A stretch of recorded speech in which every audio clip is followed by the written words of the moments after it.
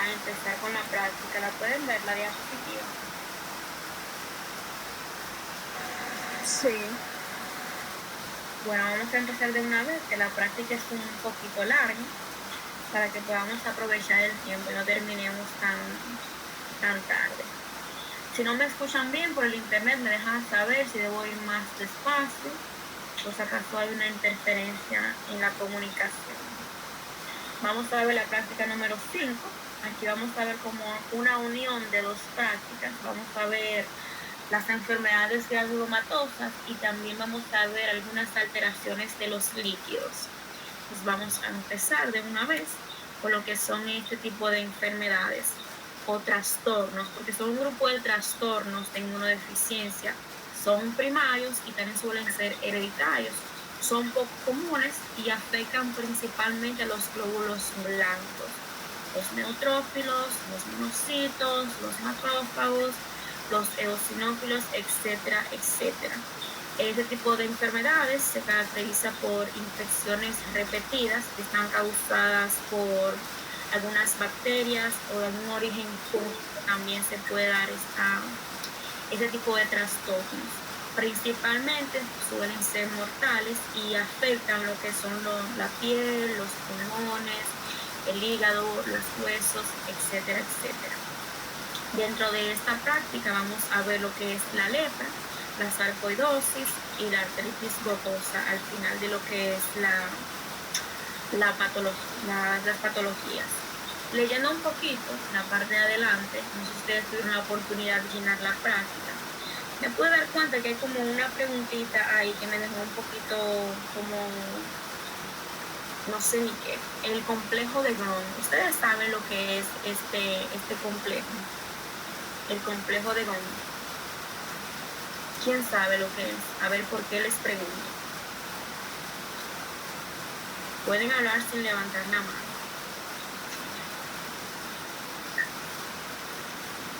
Nadie sabe lo que es.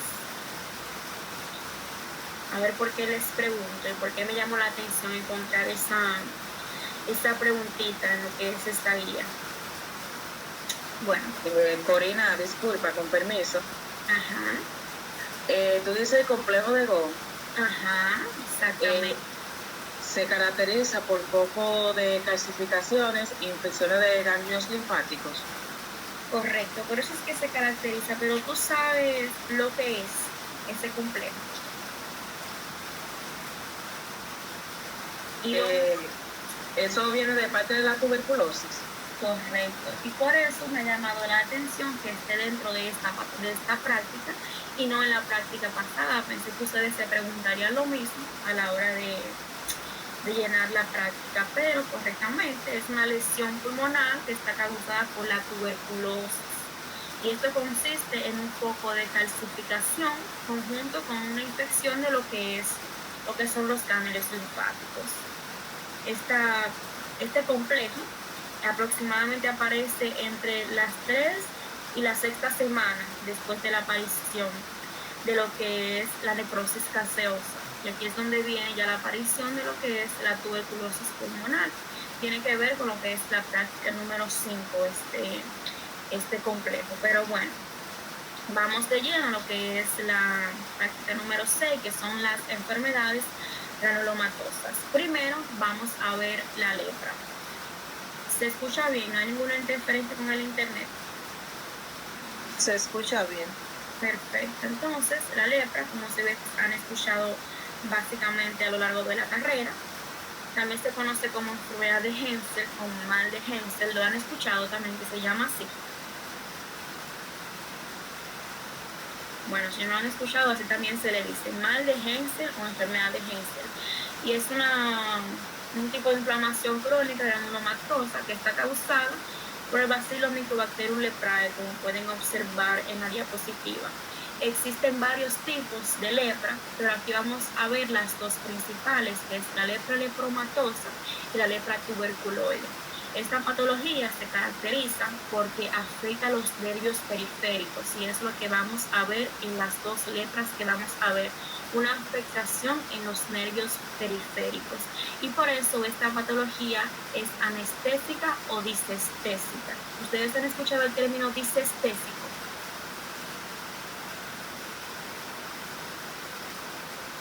¿No lo han escuchado?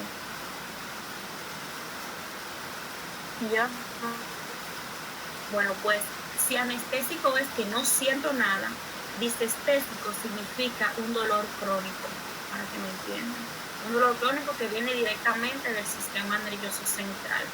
Y esta patología, como afecta a esos nervios, los nervios son donde sentimos dolor, o tenemos anestesia o tenemos disestesia.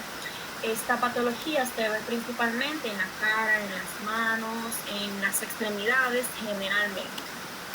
Entonces vamos a ver lo que es la lepra tuberculoide. Esta patología, la lepra en general, está caracterizada por la presencia de máculas o de nódulos. Todo depende de cuál lepra estemos hablando. Y primero vamos a ver lo que es la lepra tuberculoide. Déjenme mostrarles el puntero. Y se caracteriza por esto que ustedes ven aquí, por la presencia de esta mácula. Y como yo sé que eso es una mácula, ¿quién me dice en dermatología cómo definen una mácula? Para yo decir, estoy viendo una mácula, para no inventármelo. A ver, ¿quién me dice? Es como una mancha, si no mal recuerdo. Pero ¿qué me caracteriza la mácula? ¿Qué yo puedo decir que la caracteriza? Si mal no recuerdo.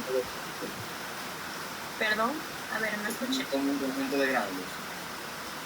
¿Perdón? ¿Cómo? Que son como si fuera un conjunto de gránulos. Realmente, pero en su característica, lo que yo sé que Me es quito ojos de la participación. por su color, La forma y el color amarillento, ¿no es? por los bordes, porque son nítidos, porque el borde de la mácula es nítido. Por este borde que yo puedo observar que está bien diseminado. Por eso sé que estoy viendo una mácula. Porque la mácula principalmente es de color rojo, pero hay diferentes tipos de máculas, no siempre va a ser roja, pero este borde nítido me habla de que estoy viendo dermatológicamente hablando lo que es una mácula. Entonces la lepra tuberculoide está caracterizada por esa lesión en la piel que tiene forma de mácula. Y este tiene como característica que presenta un borde nítido. Este borde nítido que cuando veamos más adelante el otro tipo de lepra no está presente. Tienen que tener presente que la lepra tuberculoide, la mácula, tiene ese borde nítido. Esas máculas pueden ser disestésicas o anestésicas, todo depende del grado a qué grado esté la lepra del paciente. Pero macroscópicamente lo que yo voy a observar es esa lesión en toda la piel en forma de mácula que está caracterizada por presentar borde nítido, disestésico o anestésico. Bien. ¿Van conmigo? Sí. Perfecto. En este tipo de patología vamos a ver en las enfermedades granulomatosas una célula en específico que yo les dije en la práctica anterior que está presente en la tuberculosis, que son las células gigantes de tipo Langerhans. Yo les comentaba en la clase pasada que anteriormente se creía que ese tipo de células solamente se encontraba en la tuberculosis, pero luego en el estudio de la misma obviamente se descubrió que en medicina 2 y 2 no son 4. Una célula puede estar presente en diferentes patologías formada por diferentes componentes, y eso es lo que pasa en las enfermedades granulomatosas.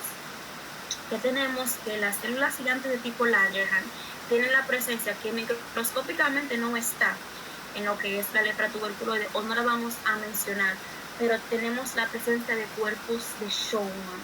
¿Quién sabe qué son los cuerpos de Schaumann? Yo creo que en histología le hablan de los cuerpos de Schaumann a ustedes. A ver, ¿quién me dice?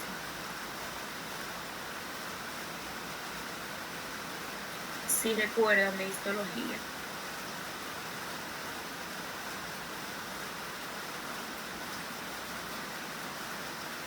Bueno, cuando tenemos una enfermedad granulomatosa, que tenemos la presencia de células gigantes de tipo Langerhans, tenemos en patología, los cuerpos de Schaumann son inclusiones de calcio y de proteína que están en el interior de esa célula gigante de tipo Langerhans como parte del granuloma. Por eso solamente vemos, no solamente vemos lo que es la célula gigante de tipo Langerhans en la tuberculosis, pero sí solamente vemos los cuerpos de Schaumann en las enfermedades granulomatosas, a pesar de que tenemos la célula gigante de tipo Langerhans. Pero quería hacerles esta aclaración para que no pensaran que por qué tenemos células gigantes de tipo Langerhans en tuberculosis y aquí también. Pero bueno, en cuanto a la microscopía, lo que vamos a observar son diferentes tipos de células. Tenemos las células epiteloides, tenemos linfocitos y células gigantes de tipo Langerhans. Como ustedes ven que la mácula está presente en lo que es la epidermis, vamos a tener un contenido histiocytiario que está en la membrana basal de la epidermis, que es la capa de la piel que tiene esta membrana, esta capa basal. Entonces tenemos que este infiltrado está en contacto con la capa basal de la epidermis, microscópicamente hablando. Entonces los diferentes tipos de células, que son las células epiteloides, los linfocitos, las células gigantes de tipo Langerhans, que están en contacto con lo que es la capa basal de la epidermis. Y es otra cosa que tienen que tener en cuenta con la lepra leptomatosa, que es la que vamos a ver a continuación. Esta patología tiene diferentes manifestaciones clínicas. La principal obviamente es la erupción cutánea. Tenemos también parálisis muscular y también podemos tener muchísimas complicaciones, como son complicaciones oftalmológicas, neuropatías, depende dónde se encuentre lo que es la lepra. ¿Tienen alguna pregunta de la lepra tuberculoide en cuanto a la macroscopía o la microscopía?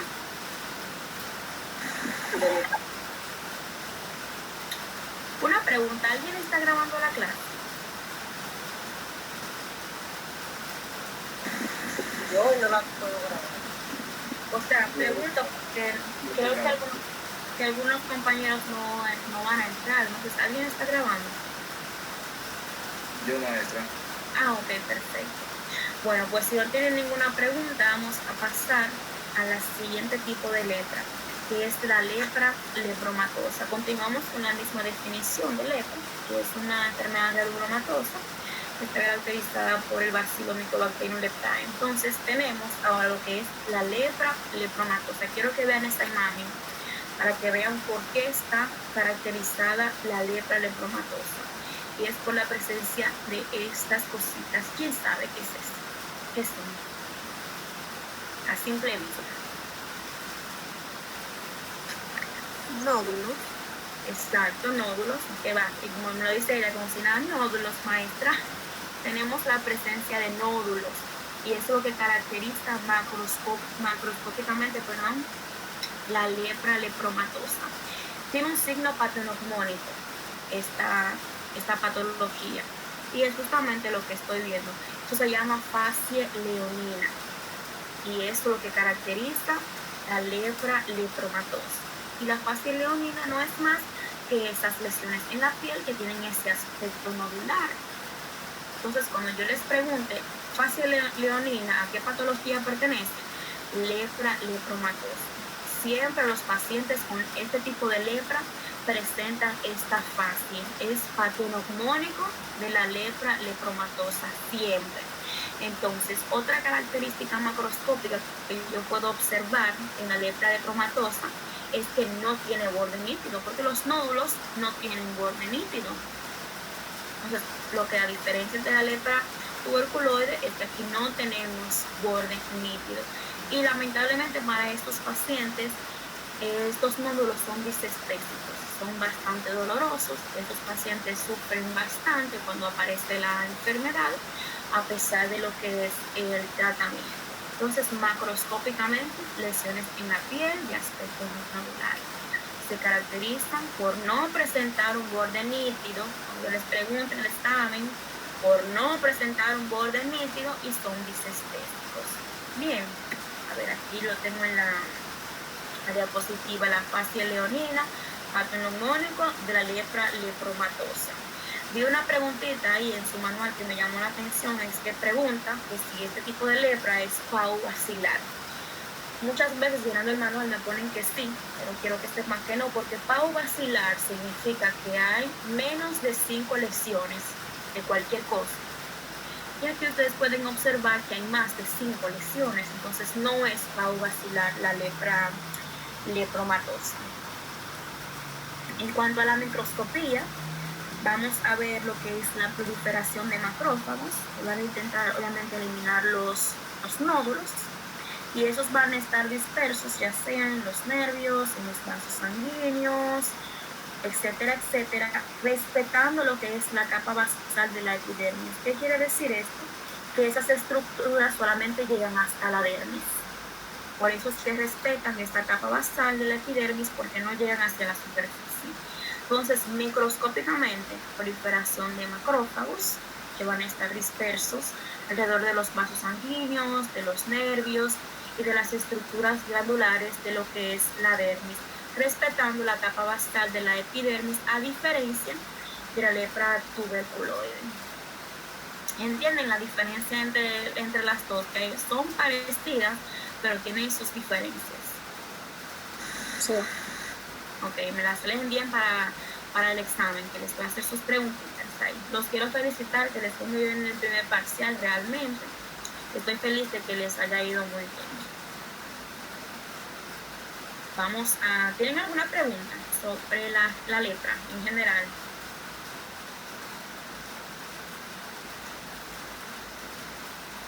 ¿Alguna preguntita? Parece que no. Ok. Entonces, vamos a continuar. Vamos a ver la siguiente. Aquí tenemos las imágenes, la lepra lepromatosa y la lepra tuberculoide. Al final de la práctica les voy a enviar más imágenes porque vamos a entrar ya a lo que es el segundo bloque, donde vamos a ver otras imágenes que no están en la lista que yo les envié. Entonces, vamos a ver ahora lo que es la sarcoidosis. Es una enfermedad granulomatosa que está caracterizada por la formación de tubérculos, como pueden ver en la diapositiva. Esos son bultos pequeños que se hinchan, que están hinchaditos, y esto es por la presencia de células inmunitarias. Estos pueden aparecer en cualquier órgano del cuerpo, pero principalmente aparecen lo que son los pulmones y los ganglios linfáticos. Aquí vienen los famosos cuerpos de Schaumann que yo les mencionaba hace rato, porque al principio, o sea, para un patólogo diferenciar la sarcoidosis de lo que es la tuberculosis, es lo que tienen que buscar. Esos cuerpos de Schaumann que en la tuberculosis no están presentes, porque obviamente el patólogo no es quien examina al paciente, no es quien conoce sus signos y síntomas. Entonces, debe buscar qué tiene uno que no tiene el otro. Entonces, en la sarcoidosis tenemos esos cuerpos de Schaumann que no están presentes en la tuberculosis que yo les mencionaba al principio de la práctica. Esto afecta principalmente los pulmones, como les dije, y los ganglios linfáticos también. Vamos a ver la formación de tubérculos en la macroscopía. Esto es lo que yo voy a ir a buscar macroscópicamente, la formación de tubérculos de color marrón claro, consistencia blanda, y que es parecido a la tuberculosis, pero aquí no tenemos lo que es la necrosis. Por eso cuando yo observo el pulmón, yo sé que no es tuberculosis, porque no tengo esa necrosis gaseosa que vimos en la práctica número 5. Bien, ¿van conmigo? Sí. Perfecto. Entonces, en la microscopía, la primera característica microscópica que no quiero que se me quede en la sarcoidosis son los cuerpos de Schaumann, porque es lo que me la caracteriza, es lo que me la diferencia de otras patologías. Obviamente la ausencia de ese bacilo tuberculoso que no lo tenemos, pueden mencionar las células epiteloides y esa escasa infiltración linfocitiaria también se puede mencionar, pero principalmente esos cuerpos de Schaumann que son característicos en este caso, ¿no? Porque los cuerpos de Schaumann están en diferentes patologías, pero principalmente ahora estamos hablando de lo que es la sarcoidosis. En cuanto a las manifestaciones clínicas, estos pacientes, por eso es que se presume también que pueden tener tuberculosis, por eso hay que enviarlas al patólogo, lo que son las muestras, porque tienen tos, pérdida de peso, fiebre, cansancio, y se puede malinterpretar como si fuera otra patología. Pero básicamente eso es lo que observamos en la macroscopía y en la microscopía. Esta es la imagen microscópica de lo que es la sarcoidosis. ¿Tienen alguna pregunta? No, bueno, vamos a ver ya la última patología de lo que es la primera parte de las enfermedades granulomatosas para ya entrar al siguiente bloque, que es la artritis gotosa o gota, como le dicen actualmente. También se conoce como gota, como les dije, es un trastorno metabólico, una enfermedad reumática, y se produce por la acumulación excesiva de ácido úrico, de cristales de ácido úrico. Y esto es en las articulaciones y en el tejido blando. Principalmente es ácido úrico, y el ácido úrico está formado por cristales de urato. Esta patología tiene un signo patognomónico, que son los tofos. Los tofos son el signo patognomónico de la artritis gotosa. Y los tofos no son más que depósitos de ácido úrico, porque estamos hablando de un exceso de ácido úrico. Se forman en estos pacientes y son esas protuberancias duras, firmes, de color blanco que ustedes pueden observar, y aparecen en las diferentes articulaciones, principalmente en las manos, en los dedos de las manos, en los pies, en el codo, etcétera, etcétera. Aquí tienen que los tofos son el signo patognomónico bastante importante y están formados por cristales de urato. En cuanto a la macroscopía, es esta, ¿qué más? Formación de tofos en las articulaciones por depósito de cristales de urato. Esta es la característica macroscópica de la artritis gotosa. Y en cuanto a la microscopía, vamos a ver los cristales de urato, eso es lo que vamos a ver. Y también vamos a observar macrófagos, linfocitos y células gigantes de tipo cuerpo extraño, porque tenemos un cuerpo extraño presente, por eso los macrófagos. Bien. ¿Van conmigo? Sí, profe. Sí. Bien, estos pacientes principalmente tienen otras comorbilidades, como lo es la hiperuricemia, la hiperlipidemia y factores que tienen que ver con su estilo de vida, como lo que es el alcoholismo. Estos pacientes tienen un mal estilo de vida. Y en cuanto a las manifestaciones clínicas, obviamente, bastante dolor en las articulaciones, incapacidad funcional, hinchazón, deformidad física, por lo que ustedes pudieron observar en esta imagen, por esos tofos, por el signo patognomónico de la artritis gotosa. Bien. Entonces, ¿tienen alguna pregunta sobre alguna de las enfermedades que vimos, de cualquiera de ellas?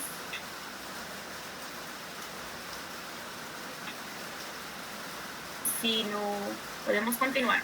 Continúa, profe. Perfecto. Entonces ya vamos a entrar al siguiente bloque, que yo les voy a enviar las patologías, las imágenes, perdón.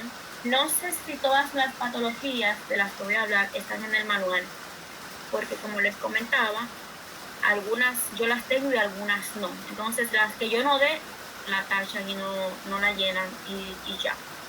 Entonces, ya en el segundo bloque, la primera patología que vamos a ver, todo lo que vamos a ver son edemas e infartos. ¿Alguien va a decir algo? No, se me quedó el micrófono abierto. Ok. Entonces, la primera patología que vamos a ver es el edema agudo de pulmón. Ustedes saben que siempre que se habla de edema es un exceso de líquido. Entonces, el edema agudo de pulmón es un exceso de líquido en el tejido de los pulmones.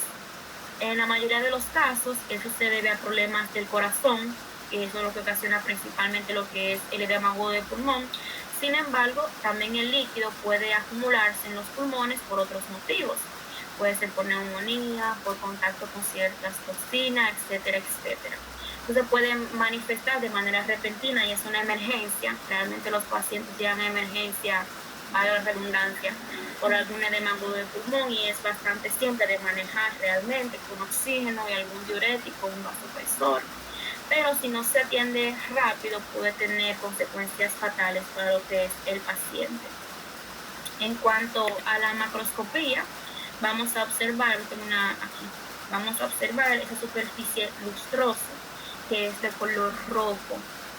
Obviamente cuando presionamos los pulmones van a estar encharcados, entonces al presionar el pulmón se libera un líquido que es sanguinolento, porque mayormente como es por insuficiencia cardíaca o por algún problema cardíaco, mayormente los pulmones se llenan de sangre. Entonces por eso es que mayormente eso es lo que tenemos, este líquido sanguinolento. Cuando es en etapa aguda, podemos encontrar que son bastante pesados, firmes y realmente van a estar encharcados. Entonces, macroscópicamente, lo que yo voy a observar es la superficie lustrosa, de color rojizo, esa liberación de este líquido que está firme, pesado, etcétera, etcétera, como les mencionaba. Pueden observar la microscopía. Vamos a hablar de las estructuras que tenemos normalmente en el pulmón. Tenemos que los alveolos van a estar con presencia de células epiteliares y macrófagos.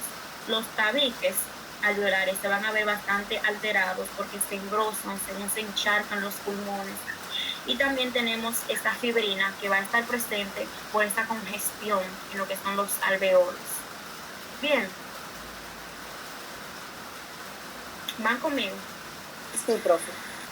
Perfecto. Entonces, ¿tienen alguna preguntita del edema de pulmón, del edema agudo de pulmón? No. Bien. Entonces, vamos a ver ahora, desde la imagen. Todavía no la tienen las imágenes, yo se las voy a enviar porque está en el segundo bloque. Vamos a ver la congestión hepática. La congestión hepática también es conocida como hepatopatía congestiva y es una acumulación de sangre en lo que es el hígado, que se produce como causa también de algún problema cardíaco, pero en esta ocasión de insuficiencia cardíaca derecha exclusivamente. Esto puede deberse a alguna miocardiopatía, insuficiencia tricuspidia, etcétera, etcétera. Todo va a depender. Y se caracteriza macroscópicamente por esto que ustedes ven aquí. Así mismo se ve el hígado. ¿Y qué es esto? ¿Quién bebe café? Supongo que todos. ¿Quién sabe? Exactamente. Se caracteriza macroscópicamente por la presencia de hígado en nuez moscada o por el aspecto de nuez moscada.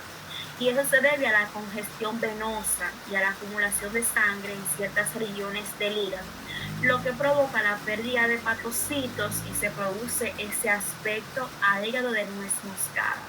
Cuando ustedes escuchen hablar de nuez moscada, en alguna parte del cuerpo es el hígado y es congestión hepática. Eso es lo que caracteriza lo que es la congestión hepática, macroscópicamente hablando. El hígado en nuez moscada.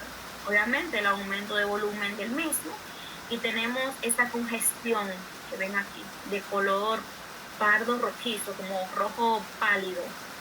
También a veces se puede ver amarillenta y eso va a estar en el centro de los lobulillos.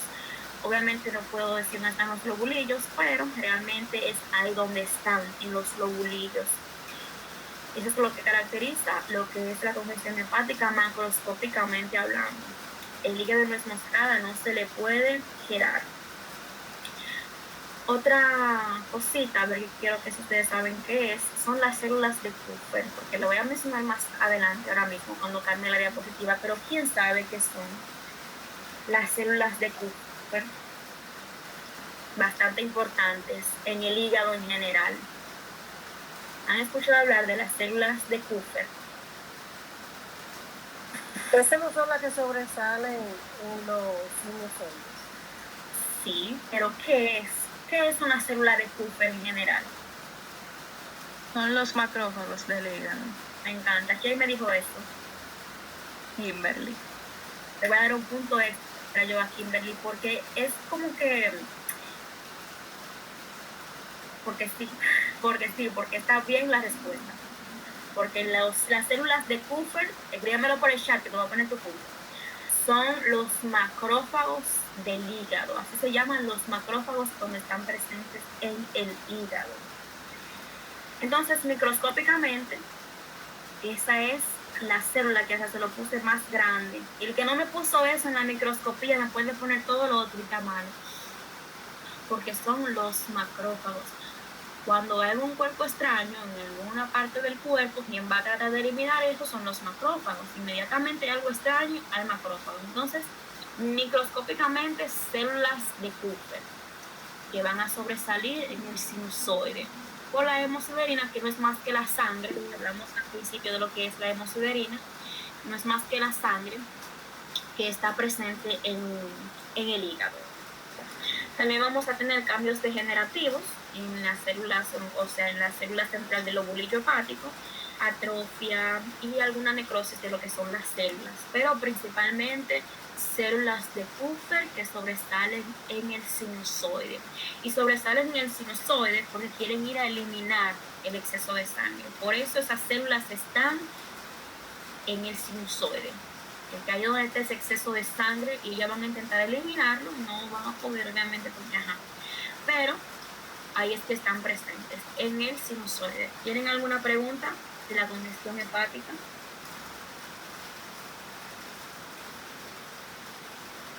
De mi parte no, porque usted en la segunda página trajo la imagen. Exacto. Aquí estaba. Muy bien. Ya casi estamos terminando. Vamos a ver ahora lo que es el infarto pulmonar. Todo lo que está infarto es porque hay un cese del riego sanguíneo.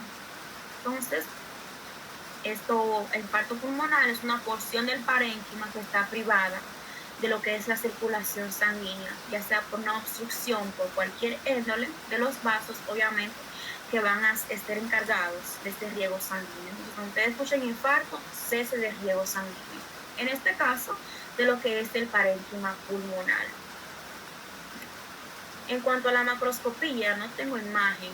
Siempre se me olvida ponerle una imagen de lo que es, cómo se ve, porque según va pasando el tiempo, como que va cambiando lo que es la macroscopía. Pero primero lo que vamos a encontrar es una zona de color rojo azulado. Rojo porque tenemos sangre, obviamente, y azulado porque eso, como ese riego, ese cese de riego, va a ir cambiando lo que es el aspecto del órgano. Esa superficie pleural va a estar adosada a lo que es un exudado fibroso. Y a las 48 horas, esos hematíes ya no están ahí y se vuelve pálido. A las 48 horas ya no hay ningún riego sanguíneo y en vez de rojo azulado es pálido. Entonces, primera característica es que la zona se eleva de color rojo azulado. Después tenemos la superficie pleural que va a estar adosada a un exudado fibroso. Y a las 48 horas, los hematíes se liberan por completo. Y ya en la zona del infarto lo que tenemos es un color pálido en cuanto a la macroscopía. Bien. Sí, profe. Perfecto. Entonces, aquí tenemos la microscopía. Cuando hay un cese del riego sanguíneo, vamos a suponer que la mitad de un sorbete se llena, lo que está arriba está congestionado y lo que está abajo no tiene riego. Entonces, los alveolos, que es lo que se recibe primero la sangre, van a estar congestionados y no van a tener cómo liberar esta sangre. Y como consecuencia de eso tenemos esa reacción inflamatoria que no va a tener donde coger la sangre. Y luego tenemos una necrosis isquémica que va a afectar todo el tejido de lo que son los bronquios, los vasos, los alveolos, etcétera, etcétera. Esos pacientes presentan mucha disnea, hemoptisis, dolor torácico, y ustedes saben lo que pasa después de un infarto si no se trata a tiempo y si es fulminante peor.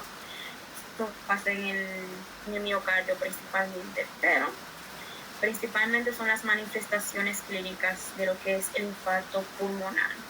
¿Alguna pregunta? De mi parte no. Perfecto, entonces esa es la imagen microscópica del infarto pulmonar. Y creo que esta es la última patología ya, que es el infarto renal.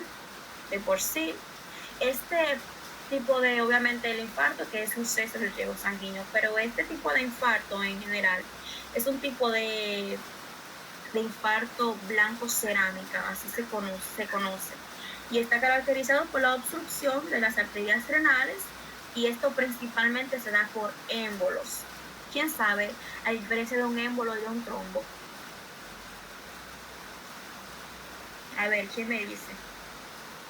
El trombo se produce por una acumulación de plaquetas, o sea, un coágulo, y el émbolo es que un coágulo se movió de una zona del cuerpo hacia otra zona. Dime de nuevo lo que me dijiste del émbolo. Que el trombo es un coágulo que se forma por la unión de plaquetas, y el émbolo es un coágulo que se mueve de una zona del cuerpo, de una zona específica del cuerpo hacia otra zona, como por ejemplo un coágulo que se formó en una arteria grande del corazón y se ahí es que está la diferencia, que el trombo no viaja y el émbolo sí. Entonces, principalmente el infarto renal está producido por émbolos, por coágulos de sangre que vienen de cualquier otro lado y dieron a parar en las arterias renales. Pero ahí está como el puntito, lo que diferencia un trombo de un émbolo. El émbolo viaja y el trombo, donde se forma, se queda. Pero bueno, muy bien, excelente. Pero la diferenciación más sería, no sería el de qué está compuesto, porque el trombo es de componente sanguíneo, mientras que el émbolo puede ser de cualquier cosa.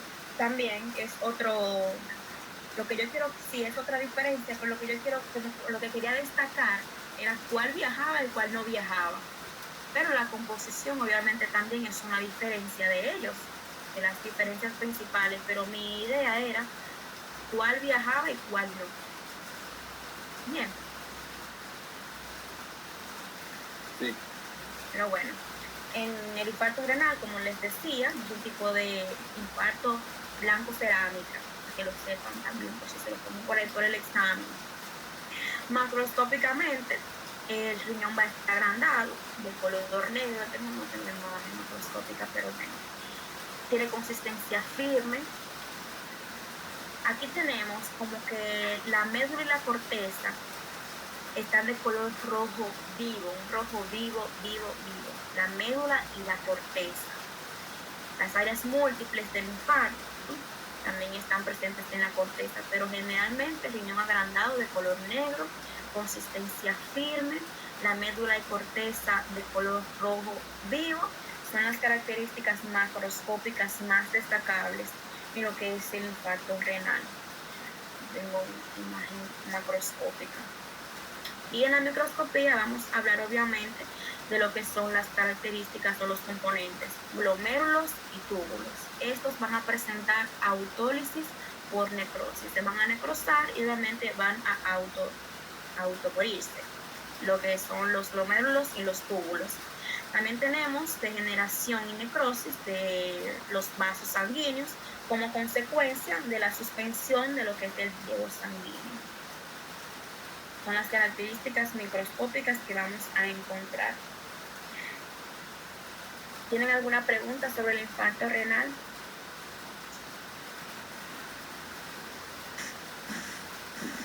De mi parte, ¿no?